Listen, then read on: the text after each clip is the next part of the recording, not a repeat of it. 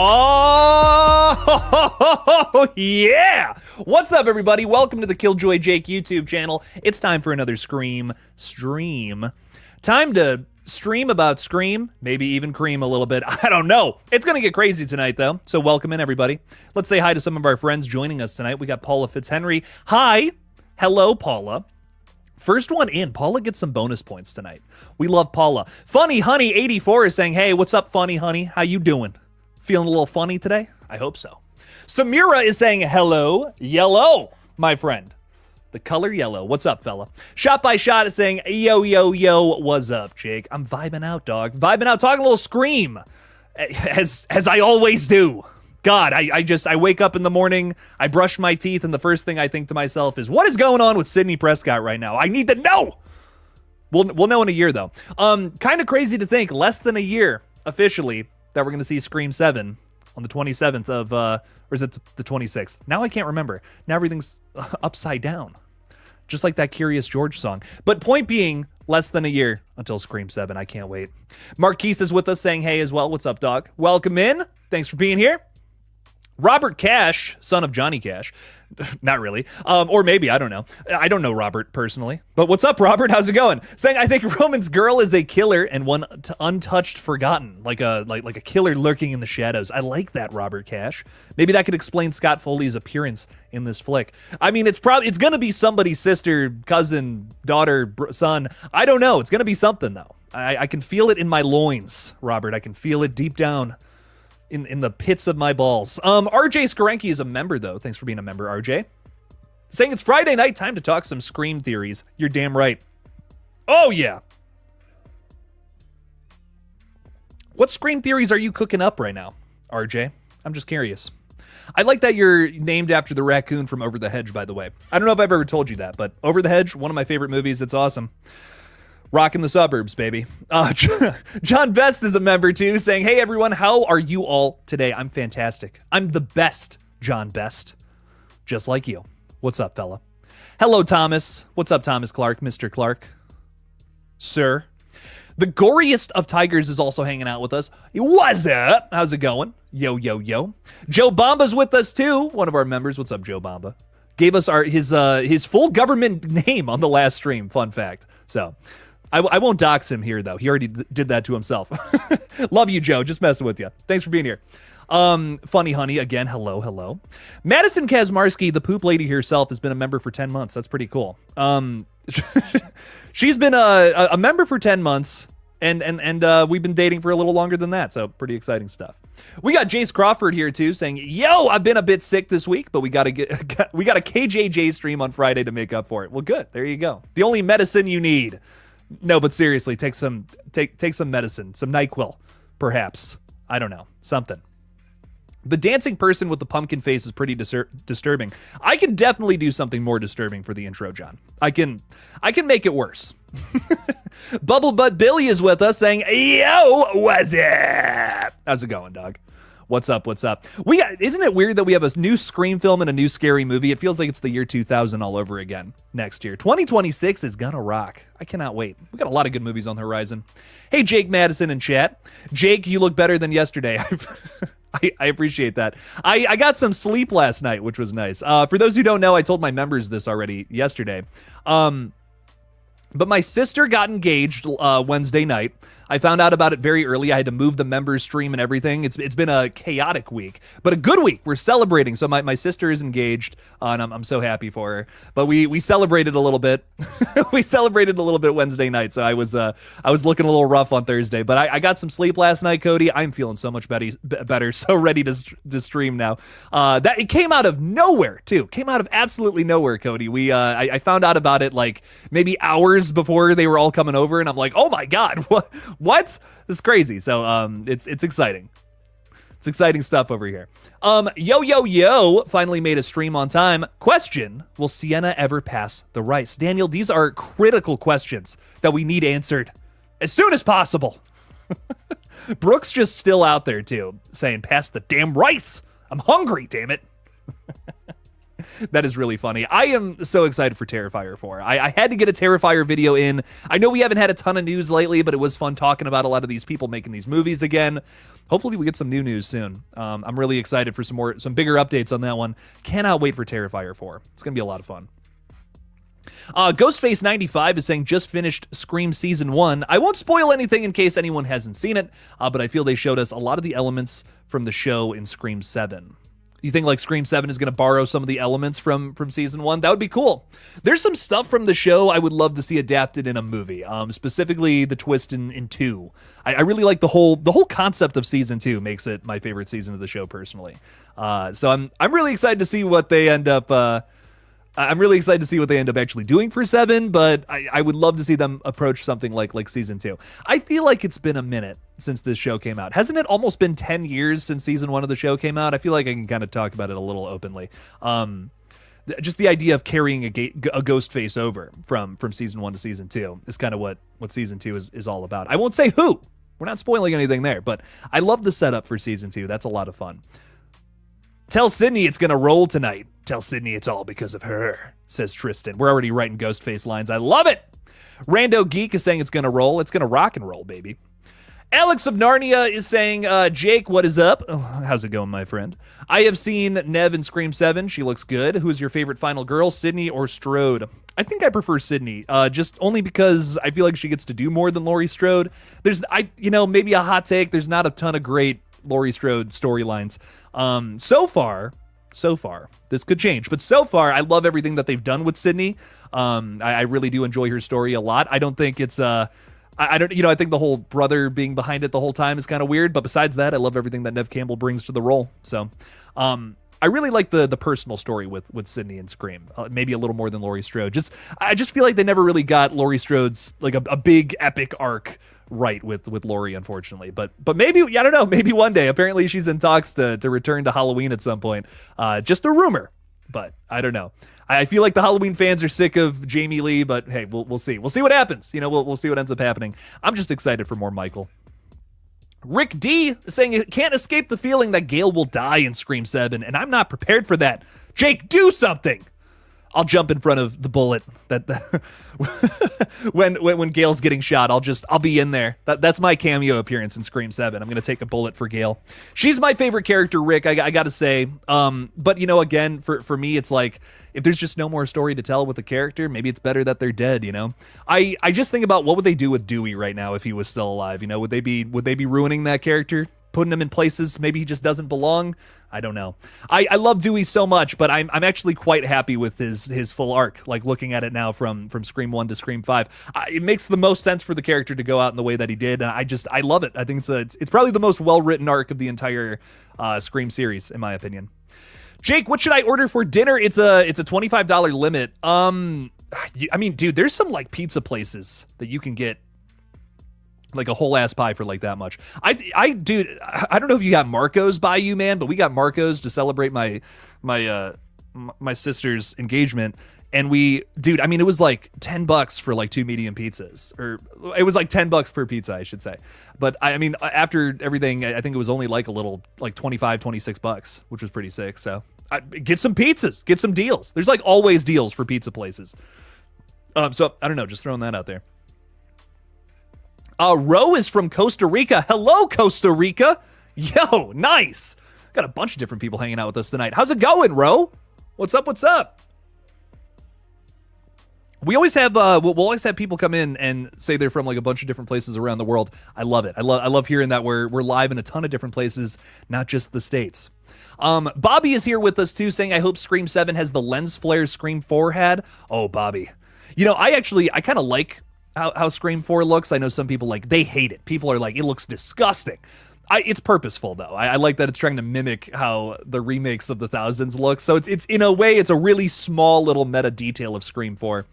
Does that apply to Scream 7? Are we gonna try to make fun of something else in the film world with how this film looks? I don't know. It's a great little detail to Scream 4 though that I actually really like, but I do understand why some folks are not all about it. Hey, Stella G is with us too. Happy Friday evening, everyone. It's Friday night, baby. Anything can happen. What's up, Stella? Welcome in. Hey, Jake, how you doing today, my friend? I'm fantastic. How are you, Scott? I do believe the car chase in Scream 7 will be Stu chasing Sydney. How do you feel about the Ghostface killing in a school where someone gets gutted? That's the rumor, isn't it? It's been what is it? It's Ghostface strangling someone with their own intestines, which allegedly happens in his school. You know, again, rumors.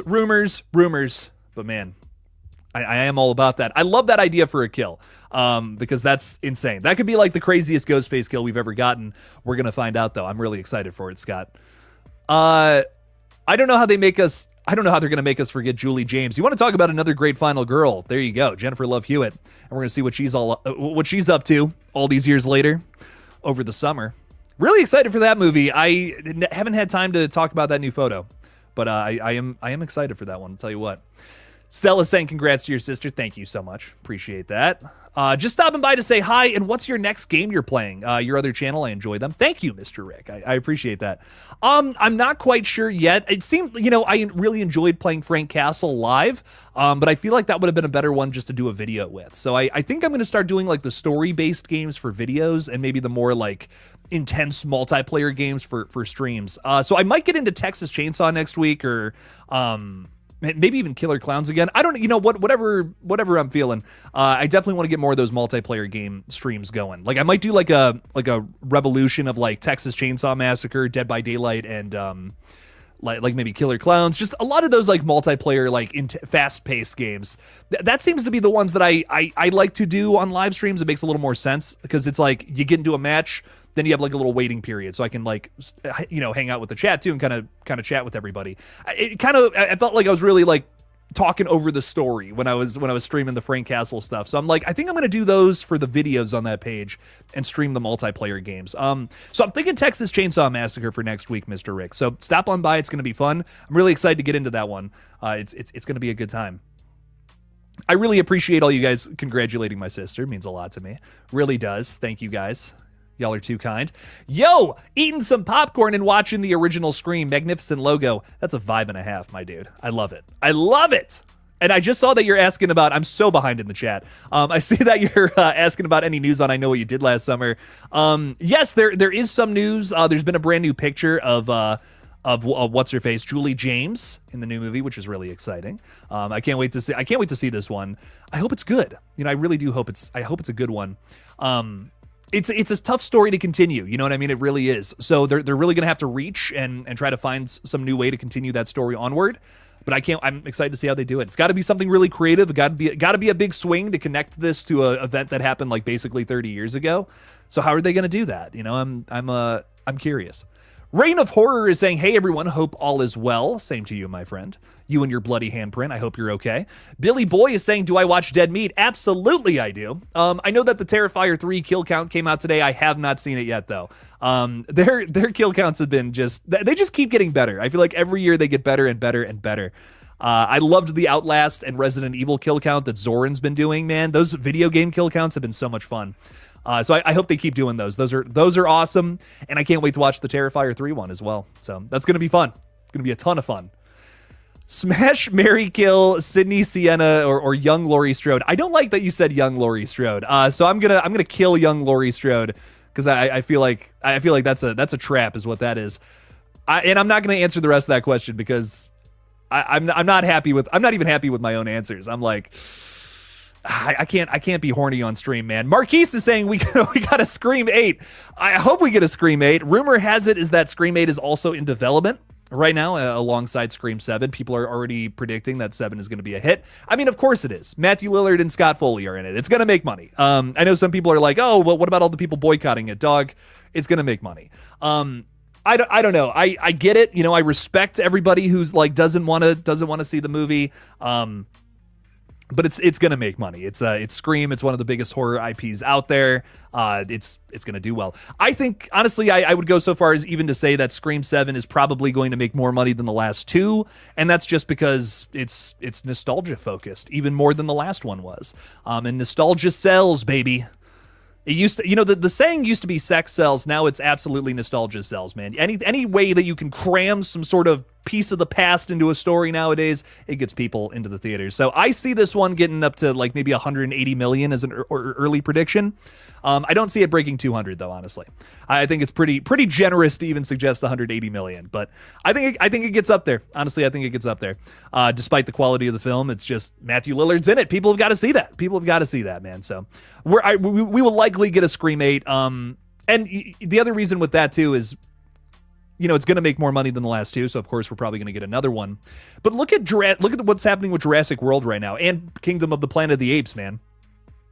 The last two of those movies made a ton of money, so what are they doing? They're making more. There's a new Jurassic World coming out this year, and there's 5 more Planet of the Apes films coming out. That's a legit update. 5 more movies are coming. So Kingdom is starting a new trilogy, which is going to wrap up, and then there's going to be another trilogy after that. So we're getting Planet of the Apes movies basically until the end of time, and I'm so here for it. I love the Planet of the Apes movies, like maybe one of my favorite series out there. So maybe Scream can kind of hop on the same boat. We just get Scream movies forever and ever and ever, which I wouldn't mind. I think this is a franchise that can go on forever because there's just so many different reasons to kill your friends, which is upsetting, but also unfortunately true. If you're hanging out with us on Kick, I'm there as well. So hello, my Kick friends. I got that on the other monitor this time. So if you're hanging out on Kick, say hey. Tell us your crazy Scream thoughts. I'd love to hear them. But Erica's with us here on YouTube. Hello. What's up, my friend? How are you? Welcome in, Erica. Appreciate you a ton for being here. John saying pass the rice. Hell yeah. Oh, Cody's saying Scream Season 1 came out in 2015, so it is 10 years old. So I don't really feel bad about spoiling it then. 10 years? Come on now. It's a good show, though. If you haven't seen it, definitely give it a watch. Erica's reminding us to hit the like button if you haven't already, and if you want to show a little more love, then hit subscribe and change the bell to all so you never miss a live or a video. Or else you're getting your fingers bitten off is what's happening. But Erica, I appreciate that. And she's also, you know, this is one I hate to ask about, but we are almost at 600 subscribers with GullGotha. If 2 more people could subscribe, that would be pretty damn cool. I'll tell you what. So go subscribe to GullGotha. We're playing Texas Chainsaw Massacre next week. Check it out. Give it a watch. Why not? So go ahead and give that a little tickle of the red button on that page. That sounds gross. I don't like the way I worded that. But thank you for throwing that link out there, Erica. I appreciate that. You're all good. It's all good that you're only 18 minutes late. That's not a fireable offense. No, I'm just messing with you. Thanks for being here, Erica. H, the letter H. What does that stand for today, my friend? I'm curious. Curious what that stands for. Saying, I wish that Scream 7 started with the flashback to Maureen's death, Billy, Stu, and Roman plotting. What are they plotting out here? I really like this idea too. You know, if you're gonna do the go back to the past thing, approach it differently than the other sequels. This would be fun. Maybe we get a new insight on Maureen's death. You know, maybe we learn a little more about, you know, Billy and Stu during this time period and their relationship specifically with Roman. Because, you know, when Scream 1 was being written, that obviously wasn't something in Kevin Williamson's head. That is not a Kevin Williamson invention, the character of Roman being behind everything. So how can, you know, Kevin put his own twist on that to still make it work? You know, a lot of people have accepted Roman and really like him as a killer. So how can he make it his own and kind of put his own twist on it? That's kind of how I'm looking at Scream 7 now, is him almost correcting the past, you know, making it more something that he likes by adding something else about it that we just didn't know about. So I'm actually really into that because Kevin, you know, obviously that wasn't really his thing. I'm not saying he hates Scream 3, but I've never heard him talk positively about it either. So I feel like he's going to kind of find a way to make it work and make it his own story, even though it's not his creation. What else is there going on? Has there been any talk about Danielle Harris returning to the Halloween franchise to return as Jamie Lloyd?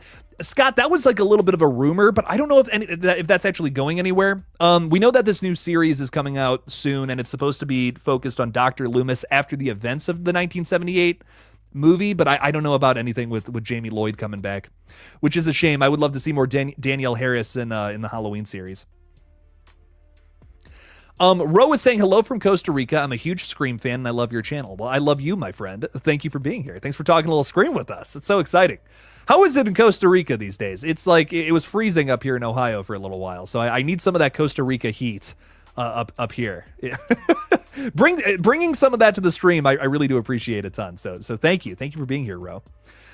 Daniel K is saying, hot take, what if Stu isn't a flashback, but a red herring instead? At first. I like the little evil laugh in there. You're just like, oh, Jake's going to hate this. I'm throwing it out there. I love it, though. Don't know how I feel about that, but just a thought. Like, I honest to God, if you're gonna bring Stu back, right? If we're gonna talk about this, we're gonna have a conversation about Stu being alive. I really don't hate the idea of making him a Silence of the Lambs style, like helping our main characters from prison and maybe finding a way to escape. Like, dude, if you set up the Stu reveal that way, I might be into it. If it's written well enough, maybe I could vibe with it. It's one of those things. I just feel like if they do it the way where it's like Stu just takes off the mask and says, I've been behind everything that's happened. I don't know. That's just, all that is nostalgia. The only thing fueling that engine is a whole tank of nostalgia. For me, if you build up Stu as something just completely, again, something different, something Scream hasn't really tried out before. Maybe its own little take on Silence of the Lambs. I like that. That's interesting to me. That could be fun. And again, could be something that's a little different. Stu's whole thing with Billy is he's talking about, we watched a few movies, took a few notes. What if some of those notes come in handy here 30 years later when he's still potentially alive? I could get into something like that. I told you guys I'm kind of on the Stu train, kind of. But they have to approach it in a creative way. You can't just throw Stu into a situation and say, yep, there we go, bam. That's honest to God the reason I'm so sick of nostalgia in movies, because they just keep doing that. They keep just being like, yeah, you know what? Let's throw these characters into the movie at this point. Ghostbusters Afterlife, bam, they're just here. They're here to help. Sweet. I don't care. I love Bill Murray. He's awesome. But if it doesn't work with the story, there's no point in doing it. Christine is saying, time to pour a glass of wine and talk some Scream. That's the best way to talk Scream, my friend. I love it. I love it. I hope you're having fun, Christine. Thanks for being here. Thanks for talking a little Scream with us. Oh, Cody is saying they have Marco's in Chicago. Ooh, okay. Very nice. Honestly, place I found recently in Cleveland in terms of pizza that I really like. So I'm a big fan. I'm a big fan. Jake, what is a red herring? That is a great question. That's a genuinely great question when it comes to Scream, because that's really important. So a red herring is like a character you think is going to be Ghostface the whole time, but actually isn't. It's a way to divert your attention away from whoever the real killer is. I think a really good example of that in recent Scream movies is probably Danny Brackett in Scream 6. He's kind of suspicious, it's like, oh, who's this boyfriend character that's kissing up on Sam? I don't know if I trust him or not. And there's even that line after Gail gets attacked. It's like, who's the only person in that part of New York? Danny, who only works a few blocks away? Suspicious. What's up with that? I don't know if I trust this guy or not. So he was totally a major red herring. Trying to think of another one from the other movies. I mean, like, I guess the dad, kind of, in the original Scream. Like, who would be the...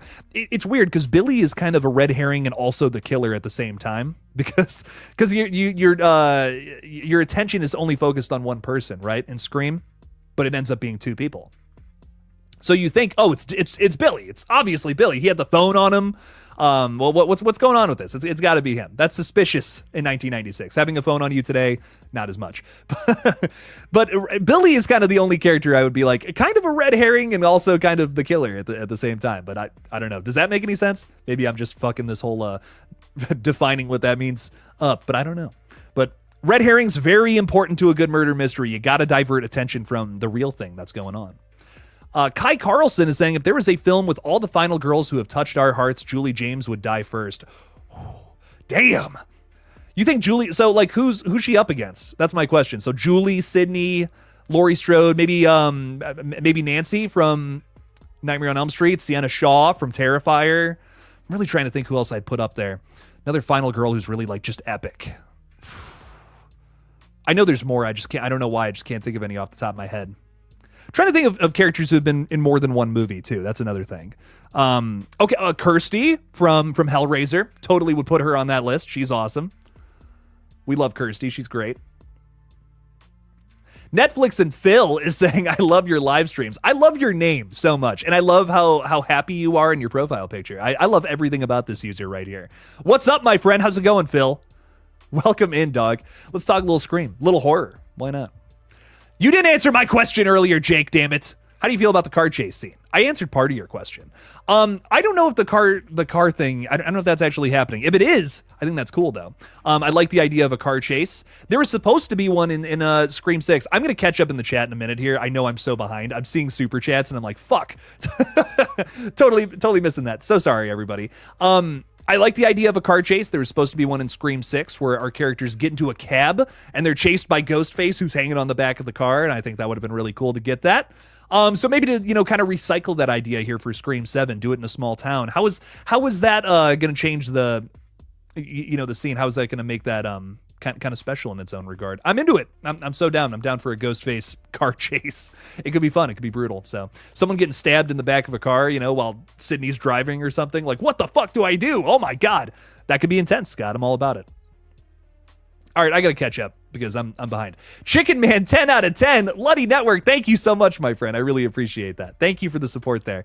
We had so much fun making that. It's an idea that I've had for a minute now that I really wanted to put to the screen, and I'm so glad that it's that it's up there now. So we hope to do a feature one day. That's the hope, but we'll see. We'll see what ends up happening. I have a crazy if you thought the 10 minutes was intense, we have an absolutely insane idea for the full feature. It gets even crazier.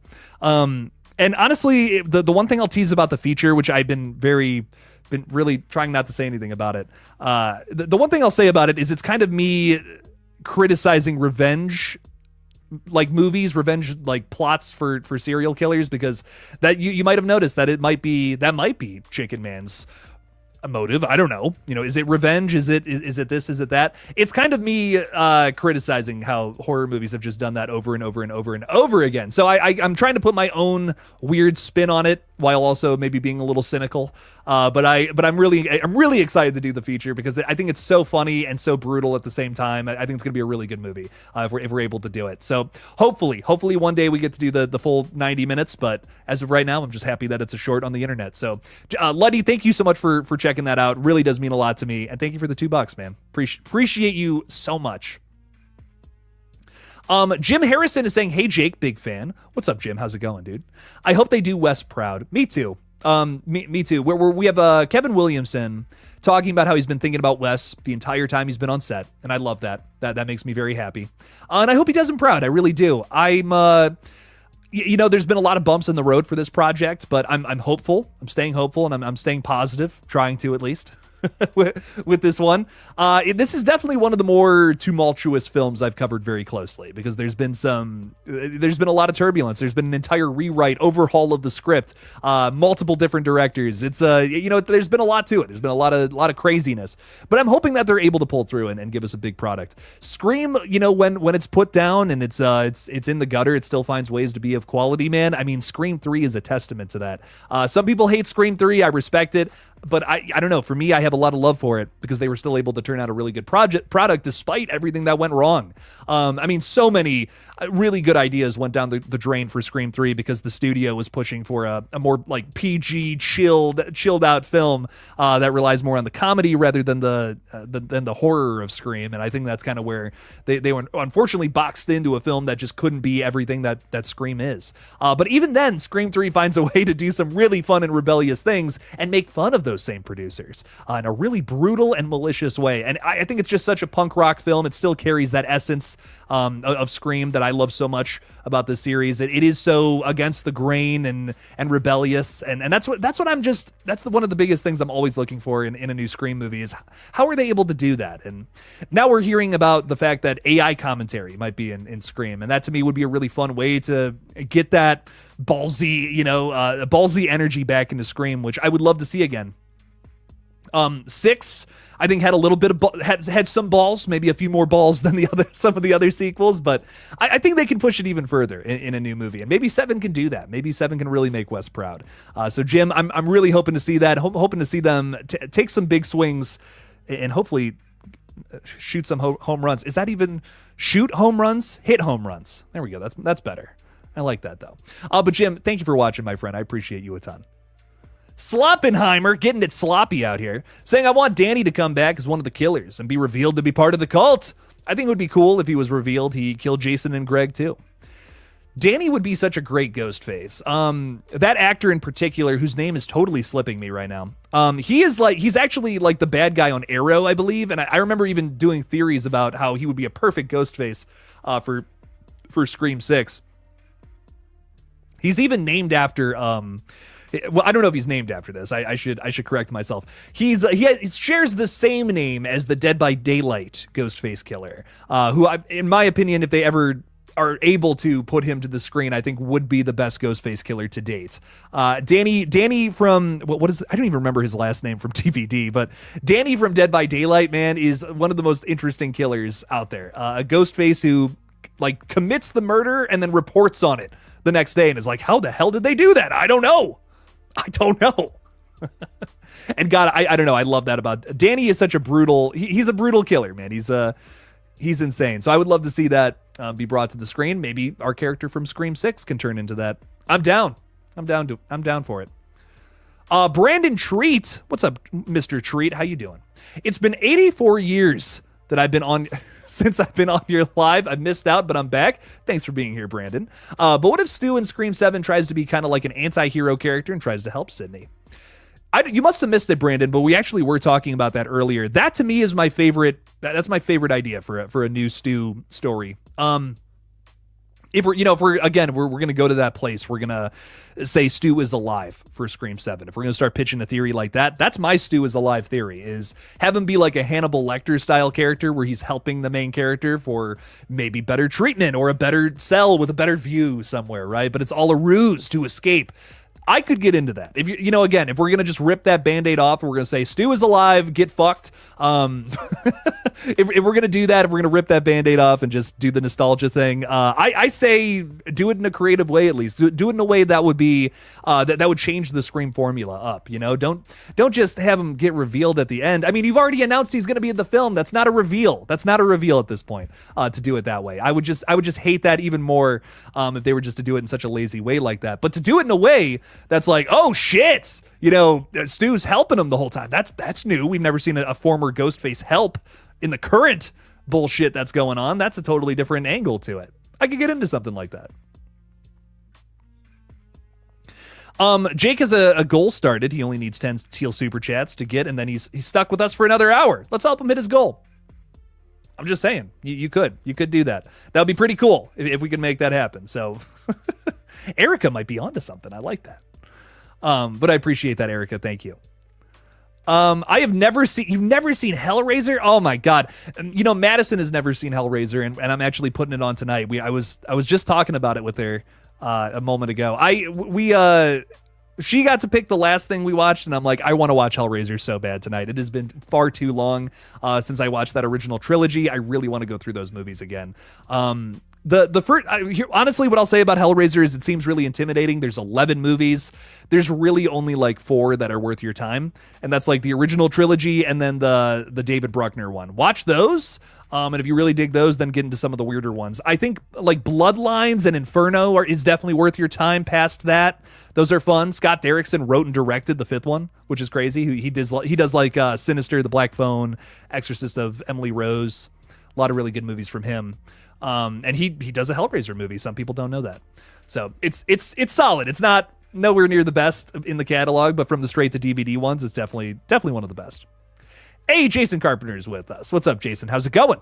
Just made it in. Holy hell, did you see the Jason Goes to Hell 4K and Jason X artwork from Arrow? Then they drop on my birthday in May. Ooh, nice.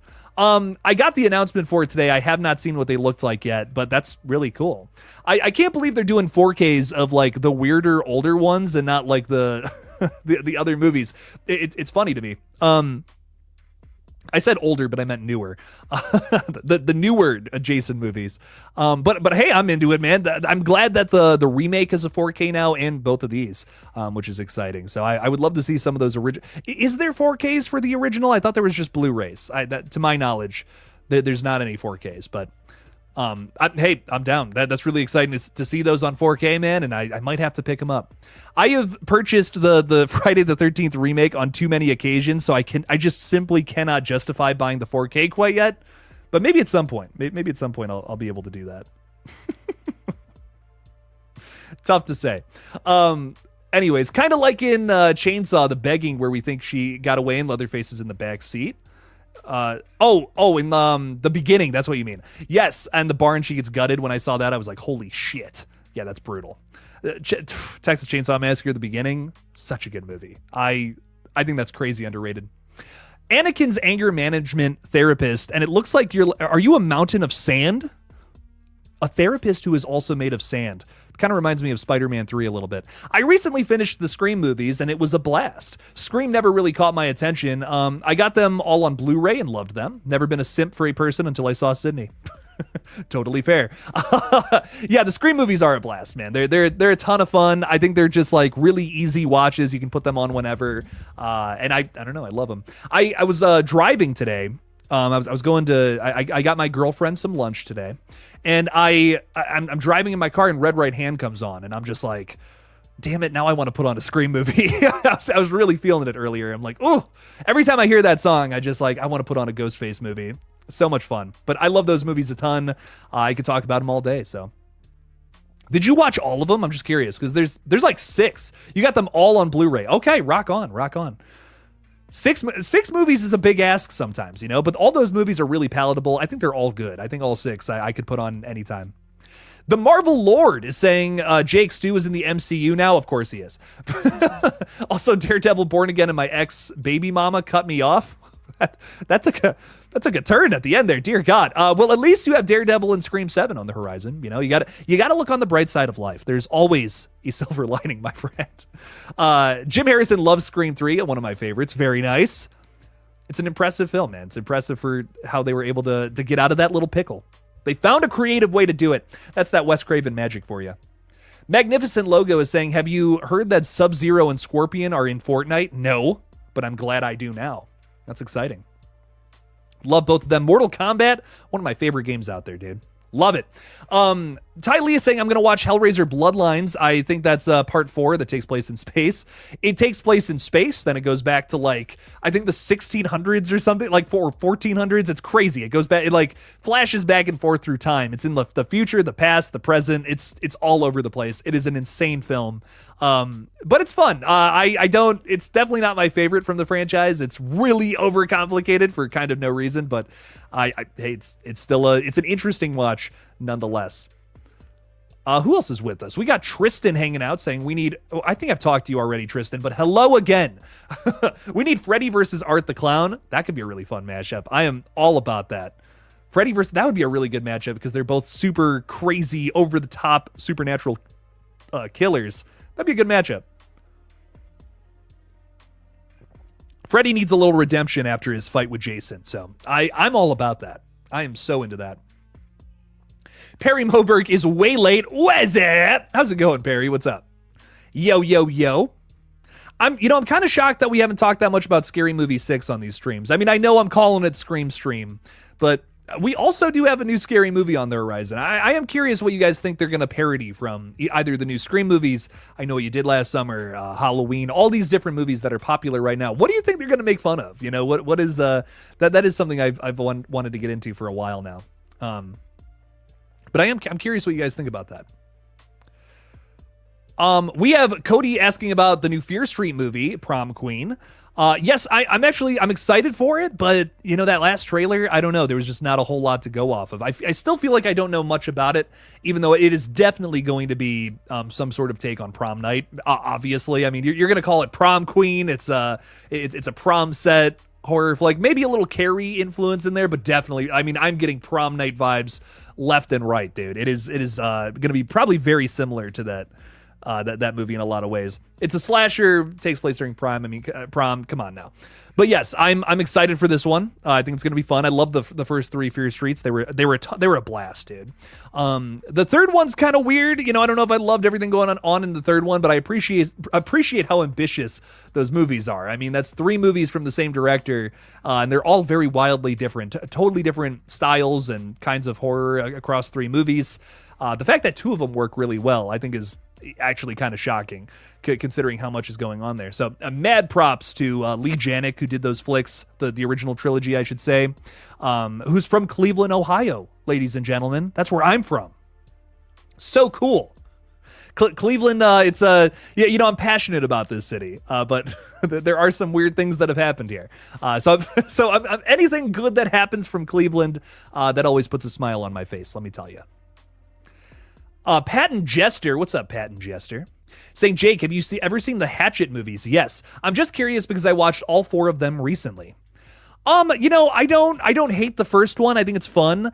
I think what people, honestly, I don't know if this is a really rough criticism or not, but I feel like what people think the Terrifier movies are is what the Hatchet films actually are. It's kind of just blood and guts. You know what I mean? It is blood and guts with a Jason surrogate, and I don't know. I don't hate him. I definitely don't hate him. I love that we have so many different characters in these movies that are across a bunch of different horror movies, which is fun. Tony Todd especially has a much bigger role in the sequel, which is really cool.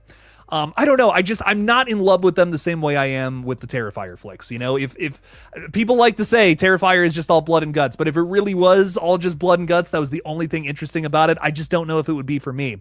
I love the lore. I love the characters in Terrifier a ton. I've really grown attached to them. That's my biggest thing about it. I love the fact that we have over the top brutal bloody kills there too.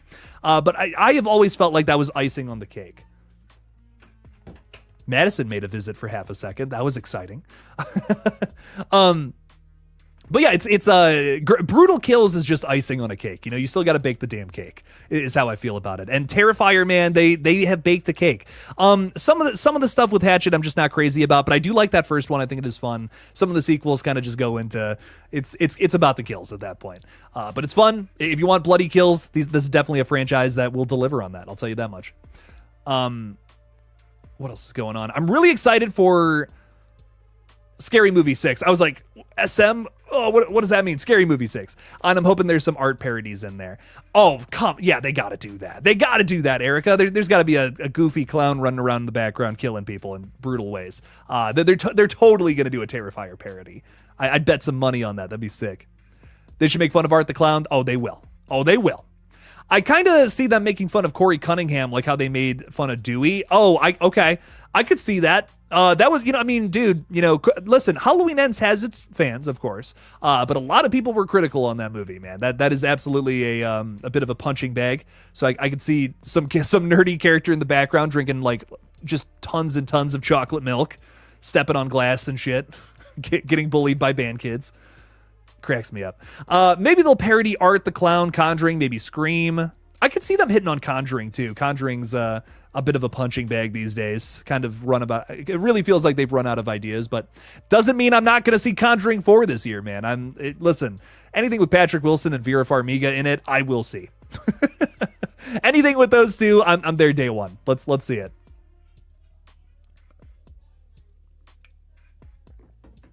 Jem Witz with a very sick profile picture. God, I love that first Ghostbusters movie so much. They said about a true crime doc limited series element being in the storyline.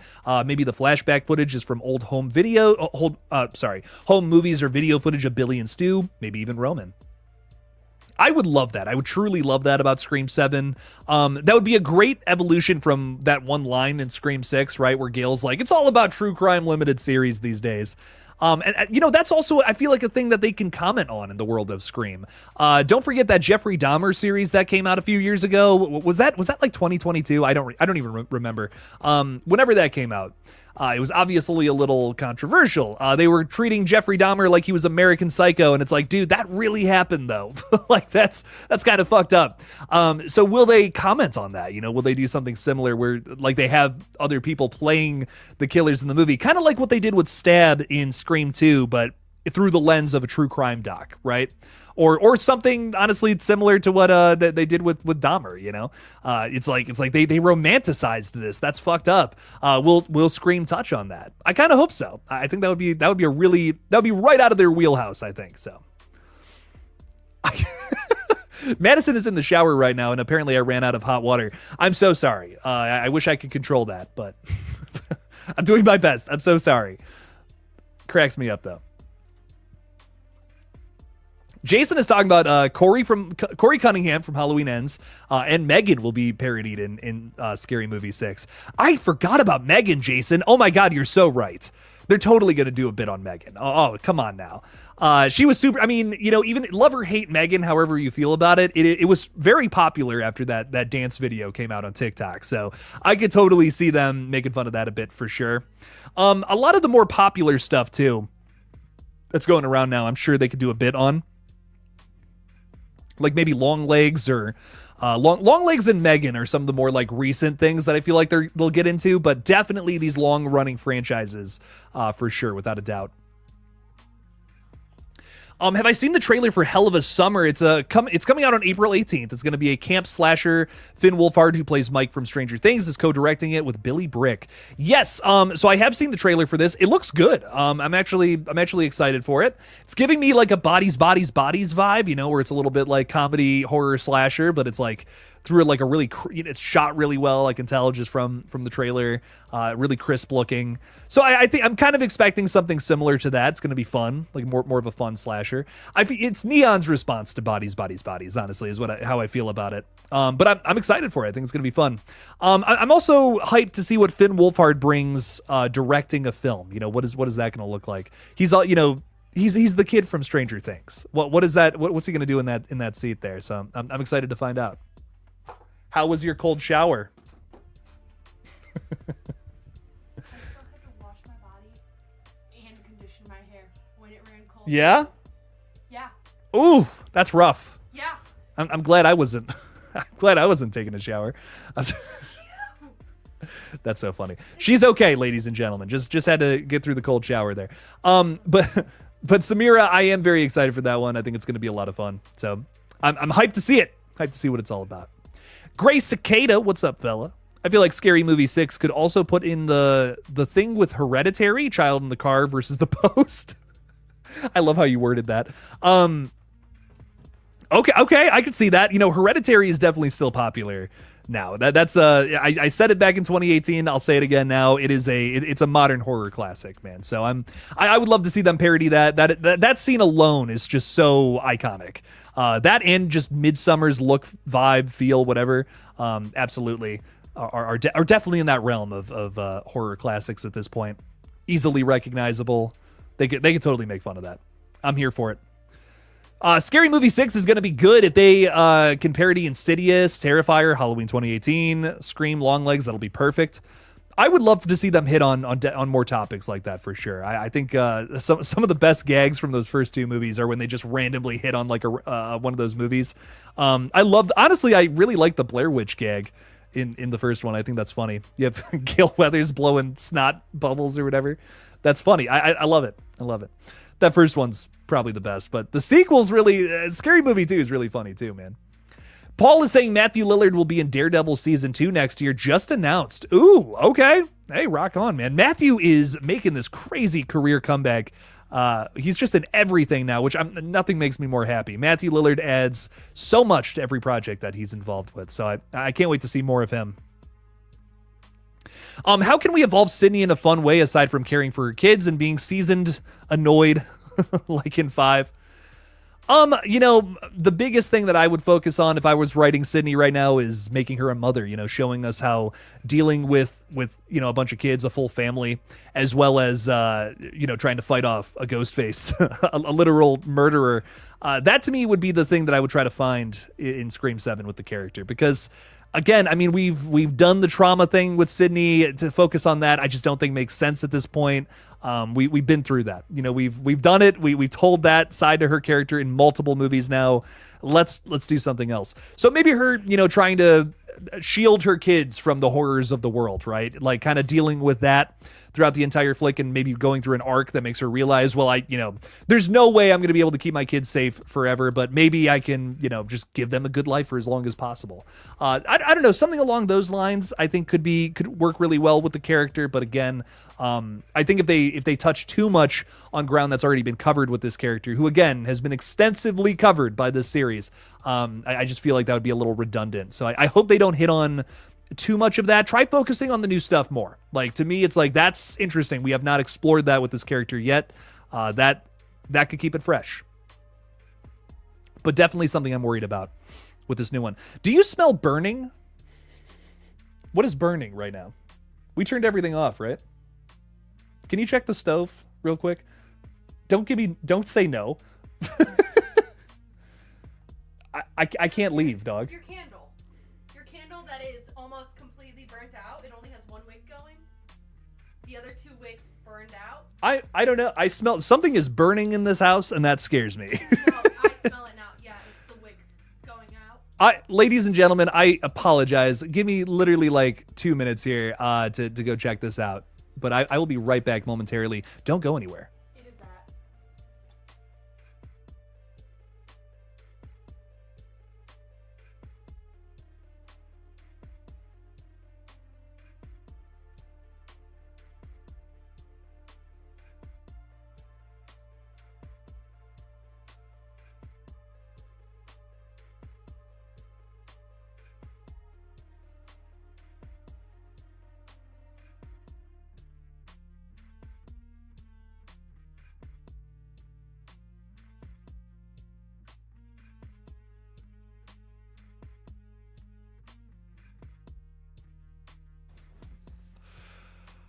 All right, we're chilling. Nothing's on fire here. Little update. We're good. We are doused. The house is not on fire, thank God. But anyways, back to it. Something's burning. Jake, stop, drop, and roll. Oh, I did. I rolled all over the fire. That's what you're supposed to do, right? If you see fire, just jump on it. Don't do that. I'm kidding. Legion is saying we're getting behind the scenes, everyone. Yes, you get to see me freaking out about the house potentially burning down. I am so anal about that, man. If I smell anything that's weird, I'm running around the house, man. I'm like, what's going on? What's burning? I don't know. They have to be careful not to copy and paste the Sam being protective of Terra arc. Oh, Joe, that's a really good point. I didn't even think about that. I think the biggest way they can avoid that is making it more about the fact that they're like, she still views them as babies, maybe. I think I'm trying to think about how you could differentiate there. My thing about Sam and Tara's relationship in Scream 5 and Scream 6 is it's kind of the opposite of one another, right? Like the 5 is like, you're not in my life enough. And then in 6, it's you're in my life too much. That's kind of the problem between Sam and Tara. So that's why that kind of sticks out for me. That's why it's like, okay, that feels like a separate thing versus if Sydney were to be too overprotective of the kids. But Joe, you have a point there though. That's a very big point I have not thought about yet. Man. Yeah, that would not be good if we just did the same thing from 6, right? With Sydney. I could totally see that being a criticism. A very good point. Holy water heater just burned out. That's the crispy smell. Oh shit. That's so funny. The hot water's gone and it's on fire downstairs. No, I'm kidding. I think it was the candle because I don't smell it anymore, but Came in here and there was 2 wicks burning. Now there's only 1 wick. Okay, yeah. It's low.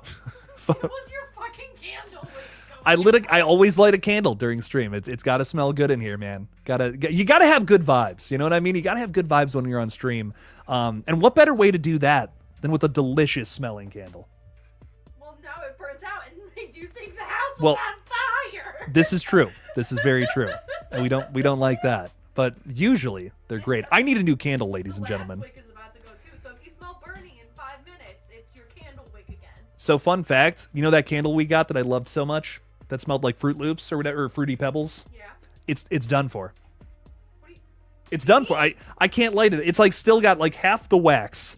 I can't light it. It's crazy. It's upsetting. Ladies and gentlemen, I found my all-time favorite candle the other day. And it's done for. It's crazy. You guys don't care. You're like, I signed up to this stream to listen to Scream Talk. Jake, I don't. Is it Blueberry Pie? Yes. That's so funny. I love it. Heretic reference, baby. Let's go. Barb, it is blueberry. It's lemon blueberry, which is very funny. Barb has been a member for 16 months. Barb, we love you. Thank you so much for being here. Hell yeah, finally catching alive. Jake, what's good? Any fun weekend shenanigans planned? Yes and no. I thought my friend's okay, it's kind of lit. It's kind of here. Can I bring it into the thing here? Be gentle with it, or else it'll You're go right. out. Ladies and gentlemen, it's still going a little bit. You can't really see it that much. There we go. It's still got a little life in it. You just had to melt some of the wax that was around the wick, and now the wick. We're gonna put it down real slowly. Okay. All right. There we go. Weekend shenanigans. I'm buying a new candle, Barb. It's gonna be so exciting. Oh my God. I can't wait. God, candle shopping is my favorite. Barbie, I go to Walmart. I'm that dickhead who's going down the candle aisle. I'm smelling every single one of them MFers before I buy one. And, and I think I'm doing that this weekend. So that's my crazy shenanigans. That's how exciting this weekend's going to get. What am I going to do this weekend? I'm showing my girlfriend the first 3 Hellraiser movies. I'm forcing her to watch those. So she's real excited for that. Nothing too crazy though. We're trying to save money right now. We got we're trying to move into an apartment, so we're probably gonna be having fun. I would put that down. I would not. Yeah. Ooh, that scared me. Let me stay focused though. Yes, we're having a ton of fun. Though we're still gonna have a lot of fun because I'll tell you what, those first 3 Hellraiser movies, they're bangers. And Barb, by the way, we really appreciate you a ton around here. Barb is the reason that I was able to go to Scarefest last year, by the way, ladies and gentlemen. So I'm very thankful for that. We got to have an awesome panel. Got to talk with the guys from Slash and Cast, which I've been a fan of for a very long time. It was so cool talking with them, even if another group of YouTubers totally skipped out. Not We Watched a Movie. I love those guys, but different group of YouTubers who I don't know how I feel about them anymore because of that. But it's all good. We had so much fun at that con. Ton of fun. Absolute blast. Barb, I'm really thankful for you a ton. You're amazing. We love you around here, Barb. Thank you for being a member for as long as you have. You're incredible. What else do we got going on? We got Legion saying, I was watching Double Toasted and they mentioned Gene Hackman over being opened. Then I came to Jake's live and he has something burning. That's funny. Maybe I'm just maybe my head's just about to explode. It could be that. So I don't know. But no, rest in peace to Gene Hackman. I got reading about that a little bit earlier today. Truly terrible. So rest in peace. An absolute legend right there, ladies and gentlemen. So sorry. Absolutely terrible to hear about. Let me tell you. Your husband works at Walmart, night manager. Well, he's good. I'm sneaking in there. I'm getting some candles. Let me tell you. I'm getting in that shit. Victor Alves, thank you so much for the super chat, my friend. I appreciate the support. Saying, sending you love from Brazil. I hope I'm not the only one who says your catchphrases along with you at the beginning and end of your videos. Victor, that is so fucking awesome. You just made my day, Victor. Oh my God.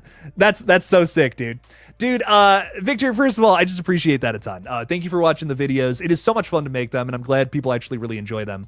But I love that you're also, I love people from Brazil as well. We get a ton of people from Brazil. We got someone from Costa Rica earlier, and the UK, which is nuts. That I was just hoping to build a little following here in the States, and it's wonderful to hear that even people outside, somewhere else in the world, are enjoying the videos and digging them. So Victor, that means a great deal to me, my friend. I'm really glad that you like them, and I don't plan on going anywhere anytime soon. So hopefully we're able to have friends and horror movies even more in the future here. So I can't even believe we just hit 30,000 subscribers on this page. I'm going for 100 now. You know, there was a point where I was like, I don't know if I'm ever going to be able to hit 100K with this page, but I just love doing it.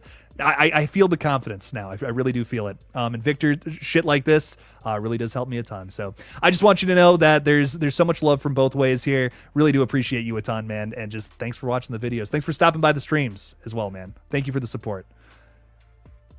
What else do we got going on here? We got Tori Mayer saying, rest in peace to Michelle Trachtenberg. This is also really upsetting. Lost way too young, which sucks. Michelle is, she was on Buffy. What else was she in?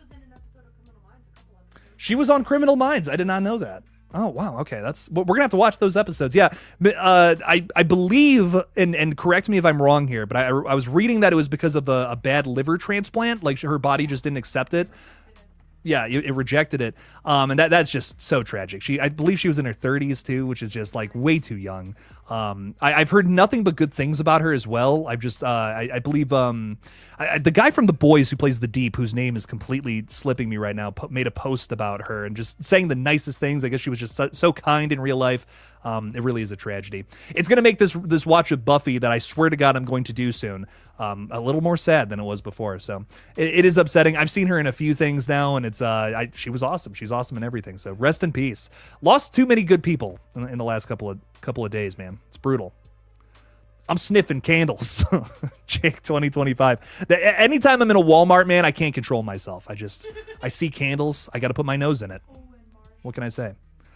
And Marshall's has got some good candles too, doesn't it? Whoo! Oh, baby. I'm getting some candles this weekend. Perry's throwing 5 out there too. Dude, thank you for the support. What did you think of the trailer for Together? Oh, I'm so glad you asked. Oh my God, dude. Okay, listen. So I was reading about this movie. It's a film that premiered at Sundance in January, and it got rave reviews. And anytime a horror movie gets really good reviews from early showings like that, it's always something to look for because, man, horror movies seem to be some of the most divisive flicks out there, is what it seems. Critics tend to not really like horror flicks a ton, unfortunately, which is a shame. It sucks because I think horror is truly at its best here in the 2020s. There have been some just genuinely excellent movies from the last 5 years that I see myself watching for years and years to come. But even then, even when horror is in kind of a renaissance like how it is now, sometimes you still just have critics not really giving a shit about a lot of them. But this movie has got the attention of many folks out there. And seeing the trailer has me even more hyped for it. It seems like a just super over the top, awkward film all about codependency. And it's, Again, I'm speculating here, but it sounds like it's literally about a couple that undergo some sort of awful sci-fi thing where they literally blend together into one person. Which is I don't even know. That sounds insane to me. They're teasing that in the trailer. It's a sci-fi body horror flick that deals with some awkward situations. And I'm so excited. The trailer hyped me up even more. I feel like it didn't give away too much, but just enough for me to be overly excited about it. So I'm hyped about this flick. This could be our sleeper hit. Seems like every year there's some kind of movie that like I didn't even hear about and it sneaks up out of nowhere and it's an absolute banger. Last year it was The Substance. This year I'm putting my chips on it, baby. I think it's going to be Together. So this is one that you're going to want to look for. This is 2025's The Substance, I believe. But Perry, thank you for the 5. I cannot fucking wait for this one. This is like honestly, I've been saying it for a while now that 28 years later was my most anticipated of the year. This one has just moved up to my top spot. Hot take. So everyone look out for Together. See this one in the theaters. It looks fucking brutal. It looks crazy brutal. Green or blue? I'm going with green on this one because that's a channel color. Purple and green, baby. Joker colors. Or one might say the Jonkler. What? Who says the Jonkler? I say the Jonkler. I do. It's I. Just me. JT Owsley, thank you for the 10, my friend. Appreciate you. Saying, we are in the dry season of horror, and I can't think of a better time than now to do a YouTube review on 1114. Hardly anything about it reviewed on here. It's such a hidden gem. I'll make out with my mom if you do so. You know, if you don't make out with your mom, I'll do it. Can we strike a new deal here? Can we do that? Please don't do that. You know what I'm thinking about, JT? I've been keeping this a little secret for a while, but I'm thinking about getting KillJoy Jake Retro going again. It's another channel that I've been going that I was kind of starting last year and just kind of didn't really hit the strides I was hoping for it to hit in its first 4 episodes. I told myself I'm going to give this 4 episodes. If it really starts to hit, I'll keep going with it. And it just didn't really seem to pan out the way that I wanted it to. It was video essays that took a very long time to make, and literally weeks of work went into every single one of the videos that went up on those pages. There was skits being written for each one, and it was a lot of work. And what I'm realizing is I have to find a way to strike a balance between, work and time that goes into a video and how much goes up on a new page if you're going to build something on YouTube these days, which is really unfortunate. Or, you can get lucky and have something go viral, but luck is something that you just can't account for. So I'm thinking about turning KillJoy Jake Retro into videos specifically about stuff from the past, specifically like what you're talking about here, movies that are underrated that I don't get a chance to talk about on this page because I'm very much so cornered into a news centered channel. This page is all about what's next for horror. KillJoy Jake Retro, I wanted to answer the question of what is in the past that might have been forgotten about, something like this movie that you're talking about here, 1114. It's a banger. It's a really good movie. People don't really know about it. So I'm trying to find a way to do that. I'm trying to find a way to make that happen over on KillJoy Jake Retro in a way that doesn't take me a week to make videos. Because while I think the Thanksgiving video, the Creep video, the Krampus video, all 3 of those are some of the best YouTube videos I've ever made, they just did not really get a ton of attention. Everyone who left a comment on those videos said they were fucking awesome and people really enjoyed them, but it's just not... It just didn't work out the way that I was hoping it to. But I have a plan for something I want to do soon. But first, I got to get GullGotha monetized. So as soon as we get my gaming channel to 1,000 subscribers, and that's rocking and rolling. We're gonna get working on this channel again. So it's coming. It's happening. But give me some time on it. The other thing too is you're right. It is the dry season of horror. Things are not popping as much as as they are as they would be in the fall. So I'm thinking, when's the best time to start a new horror page? Maybe this fall. So this fall, that's kind of what I'm thinking. I'm thinking I'll probably get GullGotha monetized by the summertime. And once that happens, I'm going to get going on KillJoy Jake Retro. Try to find a way to juggle 3 channels. But I think I can do it. I have a mock-up schedule of how to do that I've been experimenting with. And I think by the end of the year, we'll be rocking and rolling on that. But it is going to take some time, but I promise it's happening sometime soon here, JT. And I promise I'm going to find a way to get that movie into one of those videos. We're making it happen. It's good. It's coming soon, but just be patient with me. Be patient with me. It's a big plan is unfolding right now. 2025 is a big year for the YouTube stuff. So it's all coming. Just give it some time. JT, thank you for the 10 though. I really do appreciate the support. Don't make out with your mom. Don't do it. What's up? Do you know how many subscribers you have on GullGotha? How many subscribers do I have on GullGotha? 600. We hit 600 on GullGotha, baby. Let's go. 2 of you subscribed, and I'm so thankful to the 2 of you who did that. You make me so happy. Holy shit. Ladies and gentlemen, I got to see it for myself. It's 600. Not that I don't believe it, but I want to see it. 600, baby. Let's go. 400 more subscribers on that page, and we're friggin' monetized, baby. How about them apples? Well, that's exciting. Ladies and gentlemen, thank you so much for that. Appreciate it a ton. Kind of a milestone. Maybe it's not 30,000 subscribers, but it's 600 still pretty good, baby. I'll take it. Thank you. Thank you. Thank you. Thank you. Makes me very happy. Megan was awesome. I just hope Blumhouse doesn't fumble the ball with Megan 2.0 going down the T2 protector route. I couldn't agree more. Not everything has to be Terminator, right? But maybe it'll be fun. It is giving me Happy Death Day to You vibes, where it's like we make this concept even goofier than it was before, which has me a little worried. But hopefully it's fun. And you know what? Here's the other thing, Jason. Even if it sucks, we have a spin-off movie that is going to be something entirely different coming out in 2026. I think it's called Soulmate. So it kind of sounds like what Companion is. Literally the same movie, but I'm still going to check it out. Sex bots and all that. So maybe it's fun. We'll see. We'll see. I'm hoping it's good. They should make 28 Seconds Later. Huge missed opportunity not calling the sequel 28 Seconds Later, honestly. Imagine if it's a movie that picks up like right where the last one left off too. 28 seconds after? Oh my god, that's great. That's what they should have called it that. A huge missed opportunity, Legion. Couldn't agree more. I should do a video essay for Underworld, Christine. I love Underworld. Oh my god, I grew up with those movies. Underworld and the Resident Evil movies. I grew up with those. Those were so much fun. When I was a kid, honestly, I think that was some of the things that got me into like sci-fi and horror and all that. I just love those movies. They're so much fun. I would love to talk about those at some point though. That would be a blast. Scott is also a candle snob. Hell yeah, dog. I love me some good scents. Bunch of different flavors too. So I eat candles. I don't light them on fire. I eat the wax. It's delicious. Don't do that. I'm kidding. You could do like a 31 for 31 thing on there of older movies, not as well known on the retro page since those are popular that time of year. Oh, okay, that's actually a good idea, Gray Cicada. Just put a review up, like 31 reviews in 31 days. Who does that? Doesn't Cody Leach do that? One of the big reviewer guys does that. Okay, that's a good idea. Again, just to build the page. October is obviously the biggest time of year for horror flicks, so that tends to be the time of year where this page flies. And I think I'm preparing for the biggest Halloween season, spooky season that we've ever had on this page. Have I got some stuff in the works? I want to tell you guys about it, but I want to keep some surprises.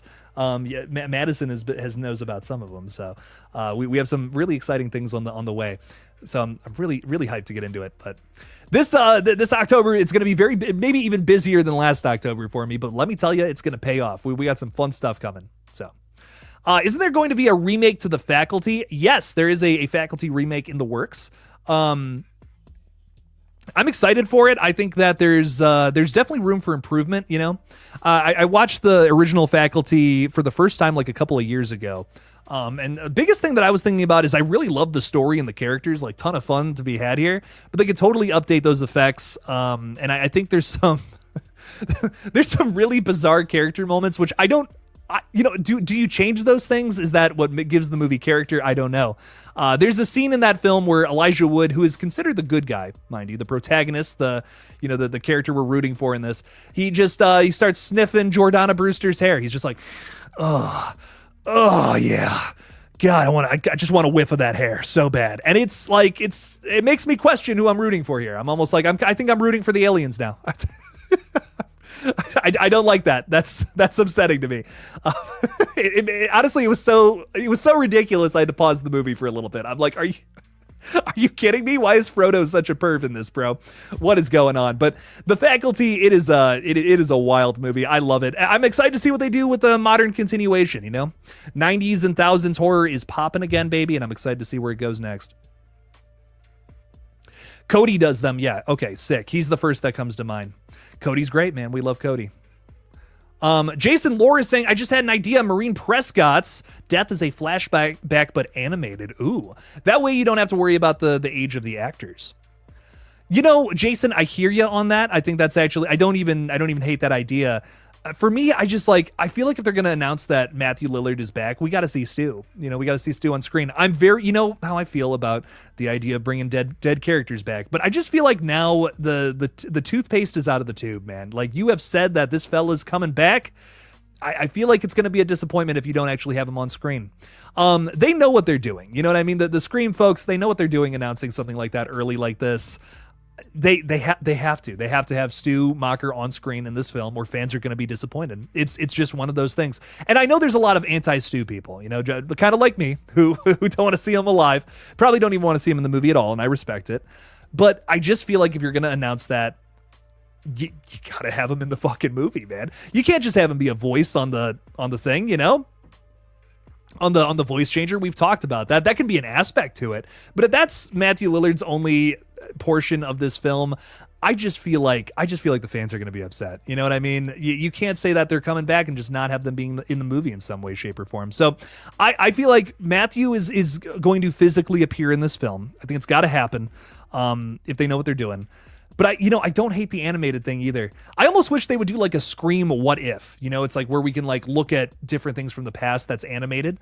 That would be a really fun little series if they were to do something like that. But Jason, maybe we approach that in the form of like a, what would that be? Like a Paramount Plus series, you know, at some point in the future. That would be fun. The Scream fans would be all about it. Show us different things from the past that we might not have gotten to see.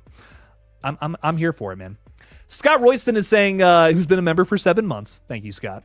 It's been a huge joy being here, Jake. Definitely check out Cupid with Zach Galligan from Gremlins. You will love it. I'm going to check it out, Scott. Definitely got to give it a watch. You were talking about that on the last stream, man. I definitely got to get into that this weekend if possible. I'm so glad that you enjoy being here as well, and I'm very thankful that you've gifted 5 memberships as well. Scott, thank you. That's going to M. Jackson, Phoenix Fire 420, baby. Love it. Santino Bucara? What's up, Santino? How's it going? Sports in a roll. What's up, Sports in a roll? And then Julie is also with us as well. All become members recently. Scott, thank you so much for gifting those. And also, if you just become a member, we have an extra stream every single week, usually on Wednesdays. Had to push it this week to Thursday, but it does happen every single week. So stop on by for that. And hey, if you're an Art the Clown member too, let me tell you a little bit about this. Art the Clown members get to see exclusive reviews every single week. We have one of The Gorge going up tomorrow, ladies and gentlemen. The Gorge, baby. Doing a big old review of that one. Weekly review videos. So it's exciting stuff. But Scott, thank you so much for that. I greatly appreciate it a ton. And I just for the record, for the next stream, if you need any sort of incentive to show up for the next stream, we are giving away some more memberships on that one. I'm giving them out for free, but I can't do it until next month. So next week, that'll likely be on March 3rd, which is next Monday. So Monday night, baby. We're giving away some more of those bad boys. Allison Matichak is saying, I need me some Andy Matichak in Scream 7. That would be cool. I feel like we need a redemption arc for Allison. I mean, obviously it's not the same character, right? But I feel like they didn't really give her much to do in Halloween Ends. I would love to see Andy come back for a Scream movie, and maybe find something else to do there. Besides just being a love interest character, which I think sucks. I'm just like, man, Andy brought so much to Allison and Halloween and Halloween Kills. I just would love to see this character or this actress, I should say, be a badass again, because she's a great final girl. Would love to see her in Scream, maybe kicking Ghostface's ass. That would be really cool. Be a lot of fun, Allison Matichak. That would be sweet. Drew Seth is saying Lillard got announced for season 2 of Daredevil Born Again. I just read the news that dropped this morning. I feel like I should just cover news about anything related to Scream in general. Like I feel like people might be into that. Because the more, I try to there's so many different topics I try to get into on this page that I respect, maybe people aren't as into it, but maybe if I covered stuff like that where it's like, what are the other Scream actors into now? I kind of did a Terrifier video like that this week that actually isn't doing too bad. So that might actually be fun. Maybe do like a big group video about a bunch of different things the Scream actors are up to. So yeah, that Terrifier 4 video did pretty well. That's okay, Drew. You just gave me an interesting idea. I like that. What else do we got going on? I'll be watching The Gourd tomorrow. Looks promising. Nice.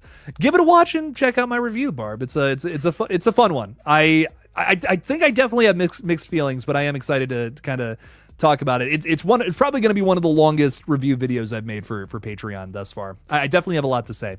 Blades is with us, Blades with a Z, saying, "Hey Jake, how do you feel about hearing that there might be chase scenes galore?" I'm all about it, especially because Kevin Williamson wrote allegedly an entire chase scene episode of Crystal Lake that is now kind of getting canned. We know that they're kind of just restarting that whole series with different creatives involved. So I feel like Kevin might be airing some of that out here with Scream 7. He's like, damn it, I'm getting my hour-long chase scene in there. I'm all about it. I think that could be fun.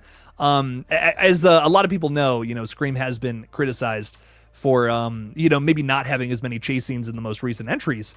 So to kind of make up for that here in 7 would be fun. I'm all about it. I think chases, it's a unique way to build tension, and I think it could be fun to see that explored again here. The more... what is that? The traditional approach to Scream being looked at again. I'm all about it. I'm here for it. So we'll see. We'll definitely see.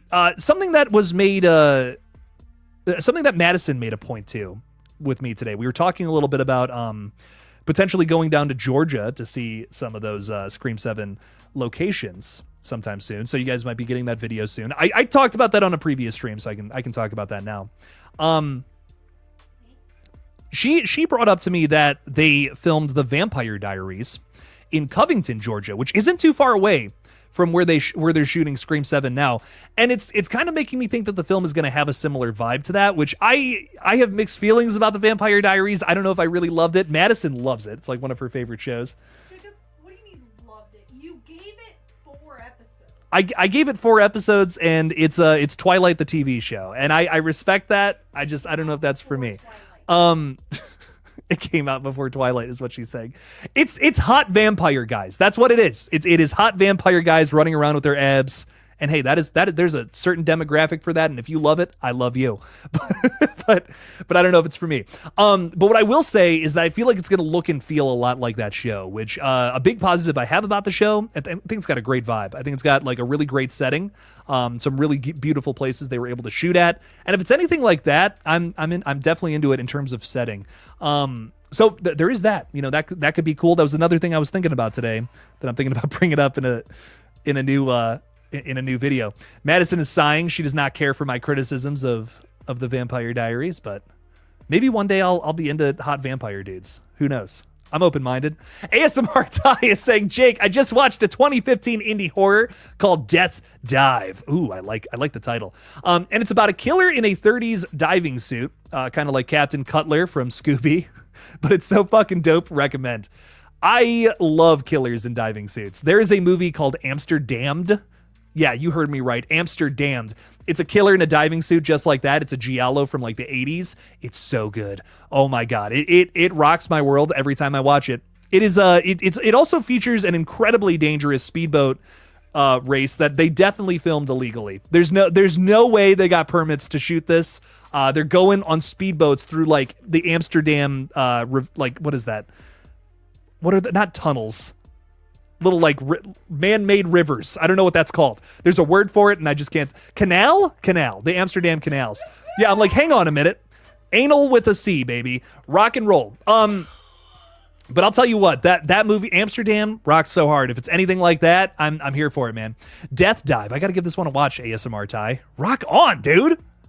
I love me some nautical themed killers, baby. Give it to me. If there's anything I am, it's an idea, man. Thank you for the ideas, Drew. I wish I could make a fortune off of that one day. Hey, you never know, man. All it takes is one good idea to make $1 million, baby. Danny, is that B? Danny B80. What's up, Danny B? How's it going? Christina Carpenter will be in 7 without her kids? I mean, actually, that's kind of on brand for Christina Carpenter, isn't it? She's just leaving them kids. No, she doesn't even care about those kids. Honestly, Danny, I think it would be hilarious to see Christina Carpenter in Scream 7 without the without the sisters. That's on brand. That's on brand for Christina Carpenter. She just does not want to be around her kids. Not interested. Crappy mother, let me tell you. Thomas Clark is saying, Jake, do you think we might get someone connected to Roman as the killers? That is absolutely a possibility, 100%, Thomas. Scott Foley's back and Matthew Lillard. Obviously the speculation has been on, what is the connection to Matthew? That's the character we're obviously the most interested in. But, the more I think about it, the more I think that this is going to be more to do with Roman than Stu. And why I say that is, again, I'm just thinking about Kevin Williamson. I'm trying to put myself in his shoes. And now he's playing with the character of Roman. What does that mean for him? This is a character that he did not create. This is a character that completely changed the legacy of his movies that was totally out of his control. What is he going to do with the character of Roman? And I'm just thinking if it was me, I was Kevin Williamson. Kevin Williamson has on record, on podcasts, whatnot, said that he's not crazy about Scream 3. It's probably his least favorite from the franchise. What does he do to fix that? What does he not like about Scream 3 that he's going to correct with the character of Roman here in Scream 7? I genuinely think that's going to be a big question that's answered here in Scream in the new Scream. That I don't think he's going to go so far as to retcon anything, but just change the way we think about it based on his relationship with Billy and Stu. And we're going to analyze that under a closer lens. That's why my leading theory with what the fuck is going on with Scott Foley and Matthew Lillard is the fact that it's probably going to be a flashback. We're going back to before the events of the original. We're seeing how Roman dealt with Billy and Stu and made all of this bullshit kind of go forward in the first place. That just, to me, makes the most sense based on what I know about Kevin Williamson. And again, just trying to put myself in his shoes, what he would want to do with that character. The question now is, what are they going to do to build up Roman as a character after his death? Is it going to be with a brand new Ghostface that is connected to him in some way, shape, or form? Did Billy and Stu have another accomplice that maybe got away with it all these years and now is just coming to light, coming to kill Sydney now for whatever reason? I don't know. It really is anybody's guess, Thomas, but I definitely think there's a bigger connection between our new killer and Roman versus Stu and this new killer. That's just my guess, though. I could be wrong. Stu is absolutely a more popular character, but again, if I'm Kevin, there's things I want to fix about Roman, not so much Stu. Chris C is saying, watch The Monkey with my crush. Ooh, and we had a good time. I asked her to be my girlfriend, and she said yes. Hell yeah, Chris C. It's, you know what? This is a perfect way to end the month of love. It's Valentine's Day month, is how I'm looking at it, and we got the sparks are flying, Chris. Absolutely wonderful to hear, my friend. That's great. That's great to see. Gina's got to peace out. Don't forget to send that like button some love, people. So much love to you, my friend. Thank you for being here. Love, love, love. Get some good sleep. Amsterdammed was awesome. We have a fan of Amsterdammed in the chat. Rock on, dude. It's on Shudder. Hell yeah, dog. That makes me so happy. That's such a bizarre, out there movie. I'm so glad that someone else has seen that. Blades is saying, are you excited for Fear Street Pom Queen? Prom Queen. If you are, what are your hopes? I'm definitely hoping for like a more modern version of Prom Night. That's kind of what it looks like to me. I'm all about that. Love me some Prom Night. I think that's a really fun slasher that, again, I don't feel like gets enough love. It's got a terrible remake. Terrible. Unwatchable. But the original is so much fun.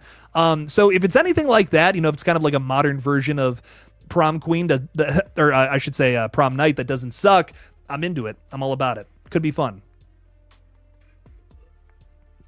That's what Fear Street does best, man. I mean, 94 feels a lot like Scream and just 90s slashers in general. 78, a little more like, maybe a Friday the 13th, even some Halloween vibes in there.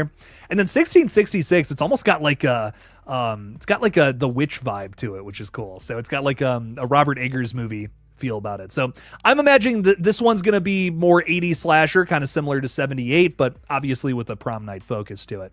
It's going to be fun. We haven't seen a trailer that really fleshes out any characters or situations yet, though.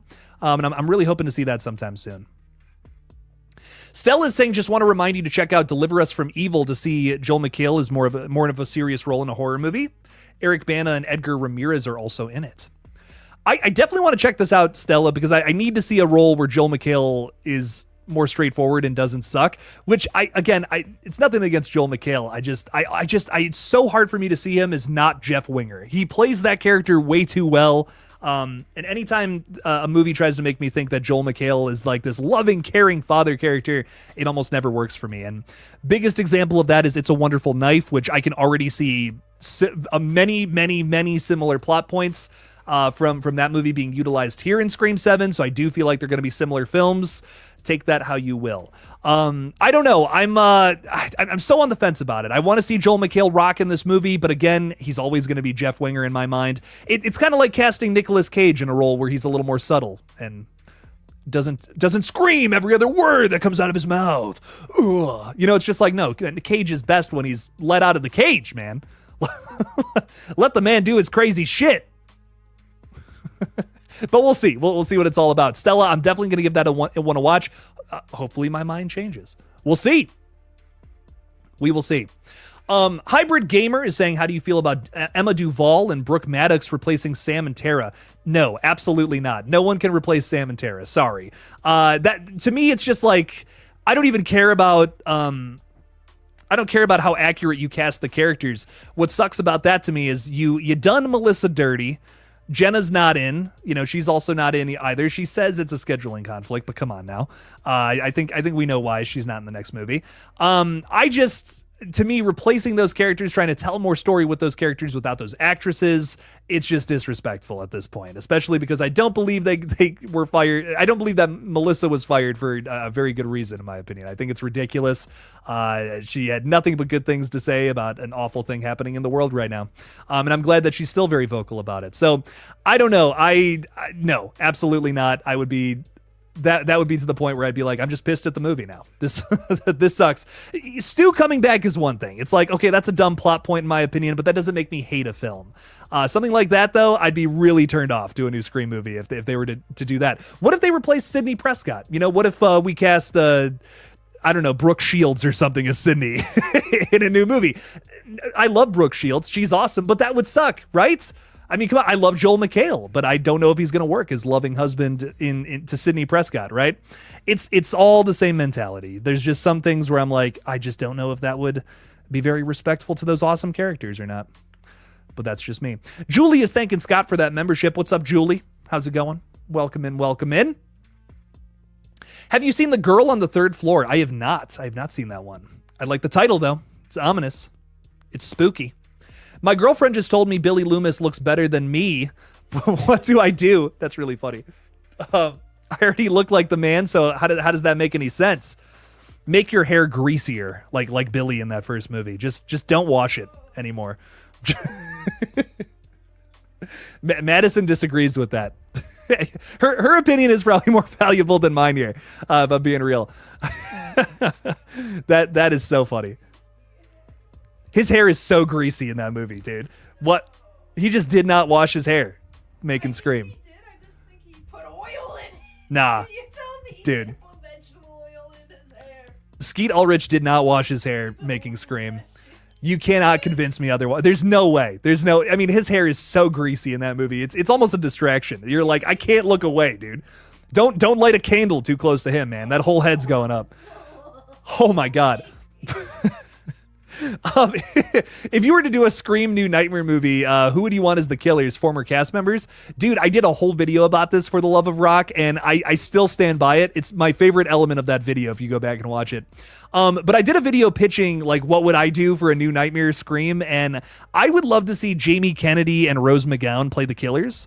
I think that would be so interesting because these are characters who either didn't really have a role in the murder mystery, so to say, or I just feel like I could see the argument for Randy maybe being a killer, but there's no way that Tatum would have been the killer in that new one, or in the first one, I should say. So I would love to see a new Nightmare where it's some of the cast members, like different people other than Stu and Billy, being the killers. And I even pitched killing Skeet Ulrich in the beginning of the movie. Because again, if you kill one of the killers from the movie, that immediately tells me whatever the result of this is going to be something different. That could be really fun. Skeet Ulrich in his Hollywood mansion, sitting there having a beer or something on a late night, and he gets a call, and it's like, ha, funny. Yeah, I was in that movie 30 years ago, dickhead, and hangs up, and then Ghostface comes in and stabs the shit out of him. That would be so crazy. It'd be a crazy opening scene. See the reversal, right? It's Billy killing killing Drew in the opening of that movie, and then do the reverse. Would be fun. So that's what I would want for a new Nightmare. Those are my two big ideas for a new Nightmare Scream. That's what I would love to see. Have you decided on watching the entire Buffy the Vampire Slayer series? I remember you tweeted about that once. You mentioned it somewhere. Yes, I am going to get into that. It's a lot. it's a lot. I definitely want to set aside some time to watch that. I'm taking a vacation sometime here soon, and I think on that vacation, if I have some time, I would love to start this eventually. I am so booked up, man, and I'm finally taking some, like, I'm not even gonna lie, every day for the last like maybe 2 months I have put time or effort into either working on this channel or side projects going on right now. I really have not had a break. Tomorrow I'm actually just taking a full day off. I'm not doing shit. I am finishing up the Gorge video. I just couldn't get it done today, but the rest of the day I am doing nothing, man. I'm getting some R&R in that is desperately needed. But at some point I definitely want to watch some Buffy. I'm feeling Hellraiser so bad, man. If there's anything I want to do on this day off, I just want to get through those Hellraiser movies. I have been thinking about them all week. I do a yearly watch of them. They're I don't know. They bring me so much peace. but one day I'm definitely going to get through Buffy. Definitely want to start covering that if I can as well. It seems like a really interesting show. I think I'm going to dig it. I love a lot of the actors and actresses on it. I'm shocked I haven't seen it. Talia is asking a really interesting question here. Very random, but that Shrek teaser trailer made me excited, but out of pure nostalgia. I don't know if we need another one, but I hope it's amazing. Talia, I have really mixed feelings about it. Because I agree, I don't think we need another one, but I am excited for more nonetheless. I love the Shrek series so much. I think all 4 of those movies are a blast. I even love both of the Puss in Boots movies. I think they're both great. So far, in my humble opinion, I don't believe Shrek has missed, even with its spin-offs. I even like the third one. People hate the third one. I enjoy it. It's fun. It's not the best. It's definitely the worst, but it's still so much fun. I love Shrek the third. But I will say, I'm not outraged by the way that they look in this new movie. There's an updated design for the characters in Shrek. I'm not outraged, but it does give me like an uncanny valley, uneasy vibe. There's something off about it, man. It just does not look right to me. And it's specifically Fiona and Donkey for me. Something about the face structure of both of those characters just looks like someone else. It just looks like someone else drew it. I don't know. It's so off to me, and I don't know if I love it or not. But I got to be honest. The only thing that would turn me away from a new Shrek movie is if they recast somebody. As long as it's still Cameron Diaz, Mike Myers, Eddie Murphy. As long as you still got that, I'm here for it. So even though I don't think I don't know, it's not ugly Sonic bad, right? Like, I'm not thinking it's like, oh god, they got to redo the whole thing. No, I'll probably get used to it as the movie goes on. Cool, cool. I'll live with a new design, whatever. But as long as they don't recast anybody, I'm here for a new Shrek movie. You know what I mean? Maybe it's the worst one, maybe it's the weakest, but I'm still excited for more Shrek. Love it. Grew up with Shrek, one of my favorite kids movies ever. That original movie is like a 10 out of 10. It's a masterpiece in my opinion. So I can't wait for it. I am very excited. I love the Shrek movies a ton. The trailer for Hell of a Summer looked corny to me, but that's just me. I'm all about corny slashers though. I like corny. I like corn. I like cheese. Put them in a movie. Make it happen. Rando Geek is saying Nev rocks. Nev does rock. She's awesome. We love Nev Campbell around here. 1408 is a masterpiece and an underrated horror movie. Say it louder for the people in the back. Braden. Oh my God. Yes, I agree. 1408 is a goddamn masterpiece. I love this movie so much. It's honest to God, one of my favorite Stephen King adaptations of all time. I think it's a top 10. I don't know why it doesn't have more love. I think it is so under talked about. It's a very underappreciated movie. I don't know. It's just, it's so brutal and it's so fucking like, I can't believe they went there with this flick. It's a great story. It's a great idea. I don't know. I have nothing but love. It's so claustrophobic. There's not enough claustrophobic horror out there. And this one just makes me feel like I'm in too tight of a space, you know? Ugh. Just the idea of being trapped in a hotel room like that, it's so spooky. Reaper Kid is saying, what's up, Jake? Would be shocked if Sydney actually dies. Do you think she will? I think Sydney is safe. There's no way they're killing Sydney in a new movie. Nev Campbell even came out and said, like, I'm not playing Sydney if they're going to kill her. You know, that's just not going to happen.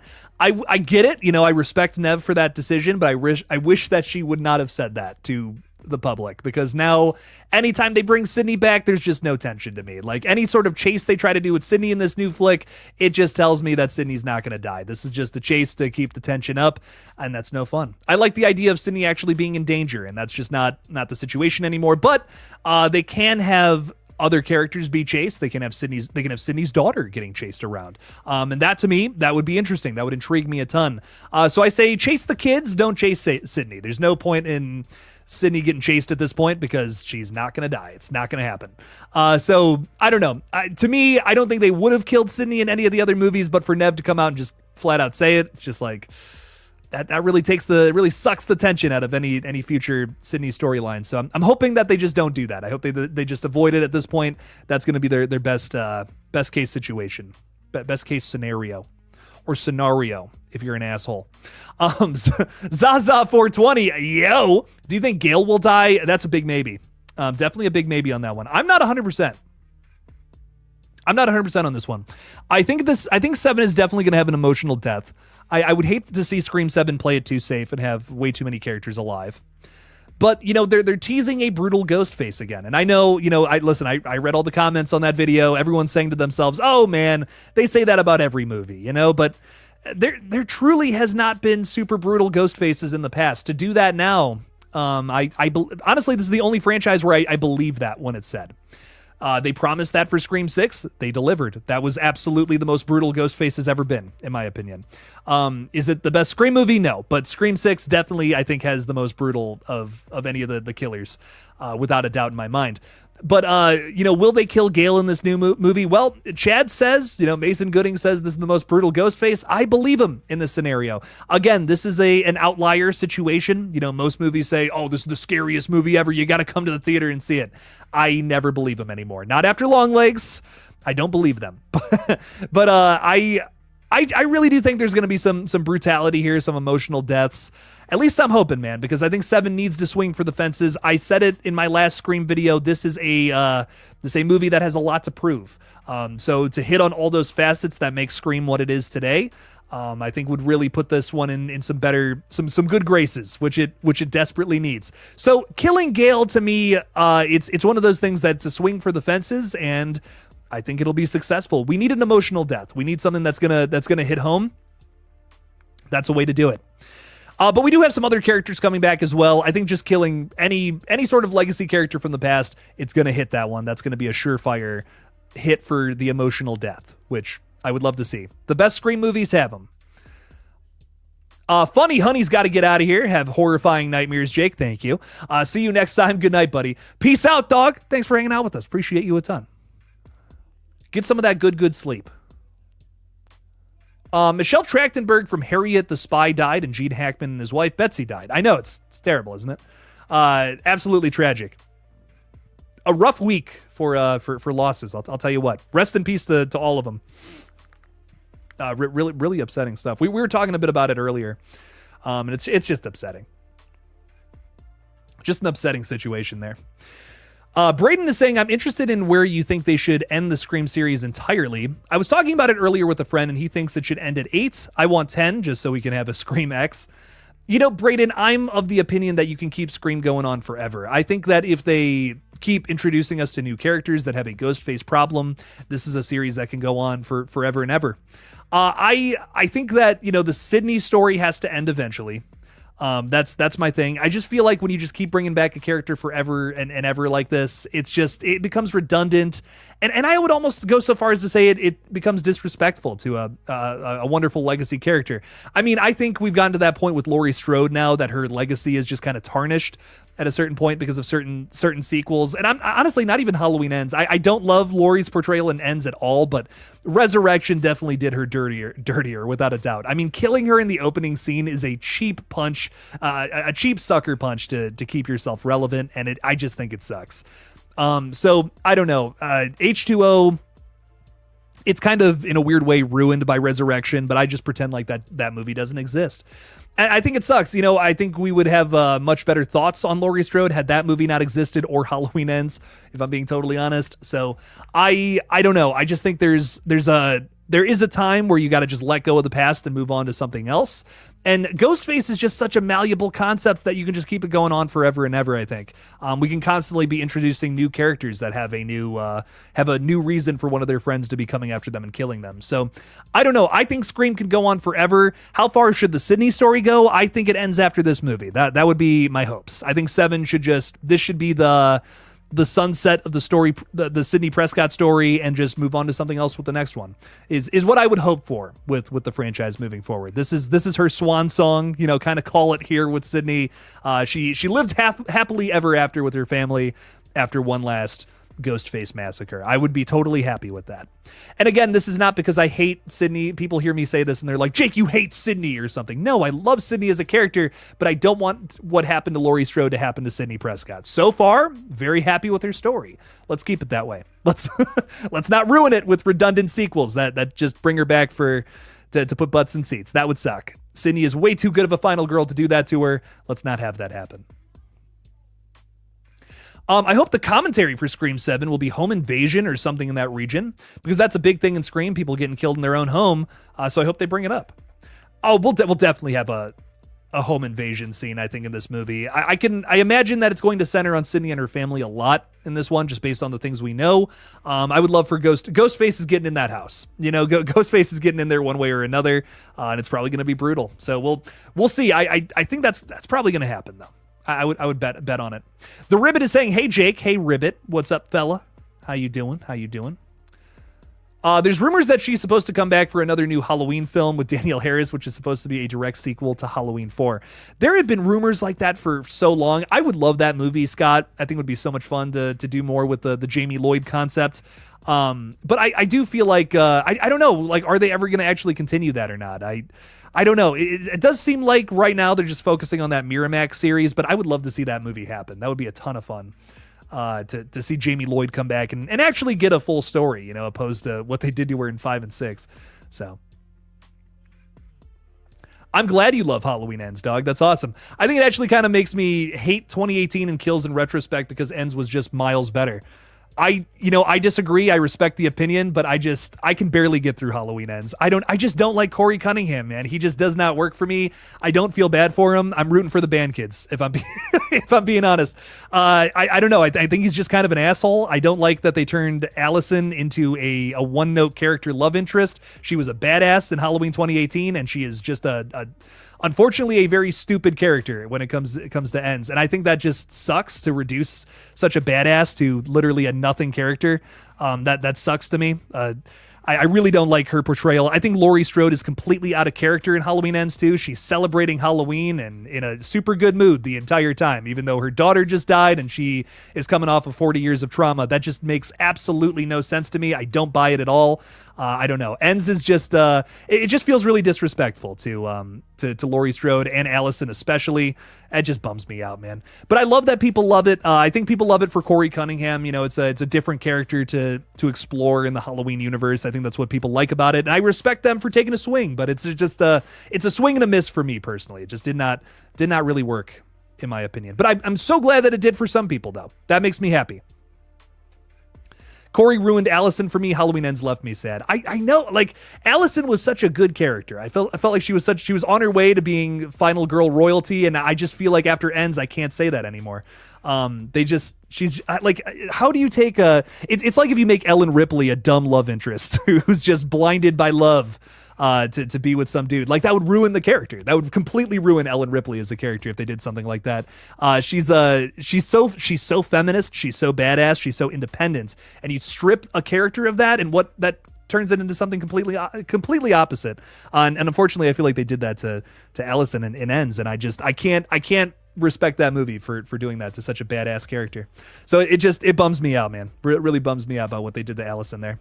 Loud World 97, dude, thank you for the $50. Holy shit. Really appreciate that a ton. Saying hashtag Stu Train, even if he's not alive. LL Stu. I love that. I hope in the future we get more iconic horror slashers with a big impact like Art the Clown, but with it just being a regular person, people doing the killing. Clown in the Cornfield won't be it, I think, but I don't know. Okay, so much to dissect here.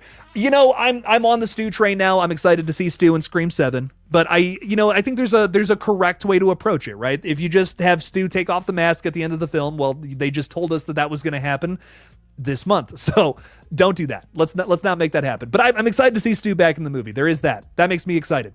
I hope in the future we get more iconic horror slashers with a big impact like Art the Clown, but with it just being a regular person, you're saying. So I'm definitely into that, but something about supernatural slashers really does work for me.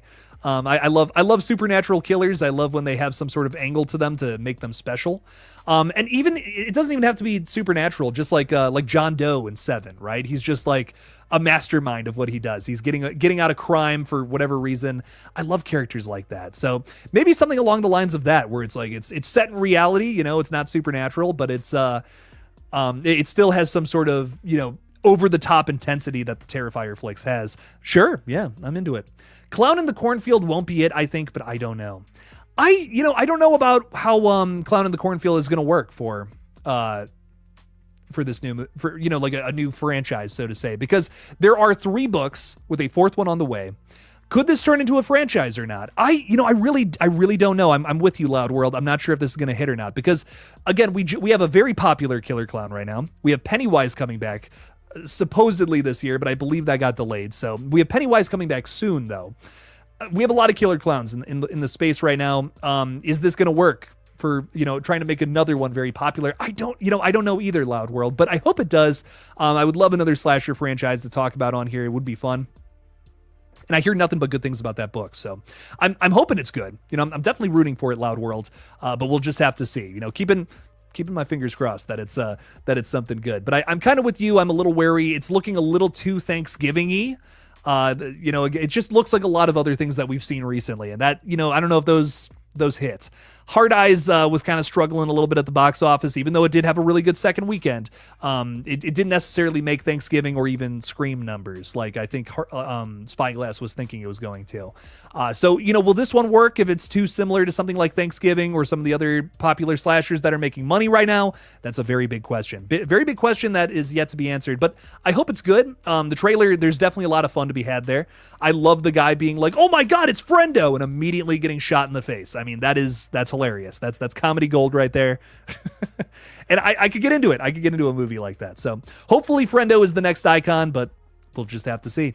Loud World, thank you for the $50. I really do appreciate that a bunch. And hashtag Stu Train. Choo choo, motherfucker. Thanks for being here. Thanks for the 50. With that, I feel like that's a really good time to peace out, because I'm ready for a nap. But I do appreciate you guys a ton. Thank you for the support. Thanks for hanging out tonight. And I will, for Art the Clown tier members, I will have a big ol' nasty review video going up tomorrow on The Gorge from Scott Derrickson over on Apple TV. It's got a sick cast and a crazy ass premise. It hops genres a lot, but man, I got a lot to say about it. So check that out if you're an Art the Clown member. Thank you for hanging out with me tonight. We'll be live again at 7 o'clock on Monday. And as always, don't forget to kill it out there, y'all. Peace out.